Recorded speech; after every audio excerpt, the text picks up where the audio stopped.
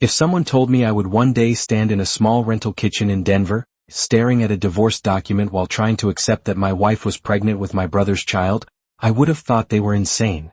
But here I am, and everything began with one small decision: letting family back into my life. My name is Evan Mercer, 34, a software engineer. I left home when I was 18 because my parents always treated my brother, Lance, like a treasure while I was just the extra kid in the background. They weren't abusive, but I was clearly the afterthought. I built my life from scratch: career, marriage to Tessa, and a stable home, until Lance suddenly reached out after 7 years of silence. He said he wanted to reconnect, to rebuild the family. Against my better judgment, I agreed. Maybe I believed people could change. I introduced him to Tessa, and at first, everything looked harmless. But months in, things turned strange. Lance started coming over more often, sometimes when I wasn't home. Tessa said they were just talking, but he kept making jokes, touching her shoulder, laughing too closely. It bothered me, but I told myself not to overthink. Then Tessa announced she was pregnant. I was genuinely happy at first. We had been trying for years. But the moment she told me, Lance appeared around our home more than ever. He touched her belly, commented on the baby in ways that crossed boundaries, even said, "Hope the kid looks as handsome as me." One night, Tessa fell asleep early. Her phone buzzed non-stop. I normally would never check, but something felt wrong. And within 10 seconds of opening her messages, my whole world cracked. There they were, messages between her and Lance. Not vague. Not innocent. Explicit proof that they had been together behind my back for months. And the baby wasn't mine. I woke her, confronted her, and she admitted everything while crying. She swore it just happened, that they didn't mean to hurt me, that they planned to tell me after the baby was born. I packed a bag and left that night. The next morning I called my parents, hoping they would finally, for once in my life, stand with me. They didn't. They defended Lance. Men make mistakes. You should forgive him for the sake of the family. Tessa didn't mean to hurt you. I hung up mid-sentence. And at that exact moment, I knew my life had entered a completely different phase, one where I had no one to rely on except myself. After sending my final warning telling them to leave me alone, I expected at least a few weeks of silence. But in my family, silence is never real silence. Even when my phone wasn't ringing, I felt the pressure hanging in the air. Every unknown number made my stomach tighten, and every sound in the hallway made me think someone was standing outside my door. I tried to focus on work, tried to pretend life was normal, but some part of me knew they weren't done. Then the next wave hit. My mother began calling repeatedly. She had never called me that many times in my entire life, not even when I was hospitalized as a kid. I finally picked up just so she would stop. She immediately launched into a guilt speech about family, responsibility, and how Lance and Tessa were struggling. She said Lance was out of work, the pregnancy was expensive, and they were running out of money. And then she dropped the line that flipped everything inside me: "You should help your brother. He's taking responsibility." I hung up. I thought I was used to being the second choice, but hearing her say that felt like someone dunked my head underwater and kept it there. I didn't want to cry, didn't want to scream, I just felt done. But of course it didn't stop. 2 days later, Lance himself stood in front of my apartment door. I still don't know how he got my address. He knocked like he was visiting an old friend, insisting he just needed a minute. I stepped out into the hallway to avoid letting him inside. That's when he began his performance, apologizing, pretending to regret his actions, calling everything a mistake driven by emotion. But after a few rehearsed lines, he revealed the real reason he came. He said they were broke. He asked if I could help financially until he found a job.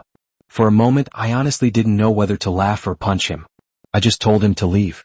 His apology vanished instantly. He switched to attacking me, calling me petty and jealous, claiming I was still angry because Tessa chose him. I warned him I would call the police if he didn't leave, and eventually he walked away, but not before saying something ridiculous: "One day you'll need me and I won't be there." 3 days later, my father called using a different number. He repeated the same script. My brother struggling, my mother devastated, the family falling apart. He said I had a moral duty to help, that I was hurting everyone by refusing. I replied that they had never chosen me once in my life. Not even now. I hung up before he finished his speech. I blocked that number too. I thought that was the end until Tessa called using an unknown number. She cried, begged, said they couldn't pay bills and that the baby doesn't deserve this. I repeated the truth as calmly as I could: "That's not my child." She still tried to guilt me, whispering, "But it should have been yours." And then came the breaking point. My mother showed up at my workplace. In the middle of the lobby, she cried, shouted, accused me of destroying the family and being a heartless man who doesn't care about a baby. Employees stared. My manager stared. I pulled her outside and told her clearly, I'm not your safety net. She yelled again, saying I was selfish and ungrateful. That was the moment I stopped trying to fix anything. That night, I sent one final message to all of them. Stop. If this continues, I will file for a restraining order. For the first time in years, I felt like I'd cut the ropes tied around my neck, but I knew the pressure wasn't over yet. After that final warning I sent them, I hoped I would at least get a small break, but my family has never understood boundaries. Even on the quiet days, I could feel their presence pressing on me like a weight on my chest. My nights became lighter, my sleep shorter, because every time a random number called, I felt a jolt of fear that the drama was restarting. I tried to stay focused to keep my routine steady, but deep down I knew they wouldn't stop until they squeezed every last thing they wanted out of me. Then the inevitable happened. I received an email from a lawyer. Not mine, Tessa's. The message stated she was seeking an adjustment for additional support. They claimed her financial situation had shifted and she needed more help for stability. I nearly laughed when I reached the part where they wrote, the child deserves the support Evan was once committed to providing. I have never at any point committed to supporting a child that wasn't mine. But they didn't care about the truth. They cared about money. I forwarded the email to my attorney, Mark. His response was simple, good. Then it's time we push back. We gathered every piece of evidence. Messages from my mother, screenshots of constant calls, Lance showing up at my apartment, the scene my mother caused at my job, even the guilt-laced messages from Tessa. Mark explained that the pattern clearly showed coercion and emotional pressure, not genuine need. It wasn't about support, it was about squeezing me because they believed I was the only stable one left. And right before the court date, Lance sent me an email that was practically a theatrical script. He wrote about missing our brotherhood, about not wanting things to end this way, about regretting what happened. If I didn't know him, I might have believed the emotional tone. But the final paragraph destroyed the act. If you could help a little financially, we can settle everything peacefully. I closed the email instantly. He wasn't apologizing. He was negotiating. On the court day, I wasn't surprised to see Tessa walk in with Lance at her side. They stood together like a united front, as if nothing they had done was wrong. Tessa kept glancing at me with a mix of expectation and victimhood, while Lance acted like someone who had been misunderstood his whole life. The session lasted longer than expected because her lawyer insisted she deserved more support. Their entire argument was that I had the means, and therefore I must contribute. Then Mark stood up. He presented everything, the harassment, the manipulation, the intrusion into my life, the ways they tried to guilt and pressure me. He said, in front of everyone, my client is not a financial safety net for the consequences of an affair between his ex-wife and brother. The room went silent. Tessa's face flushed red. Lance dropped his gaze to the floor. For the first time, I felt like someone finally said out loud what I had been carrying alone for months. When the session ended, I walked out of that courtroom feeling something I hadn't felt in a very long time, control. Not victory, not relief, but a sense that my life was finally shifting back into my hands. I went home, changed all my locks, changed my phone number, and officially notified them through legal channels that I did not want any further contact.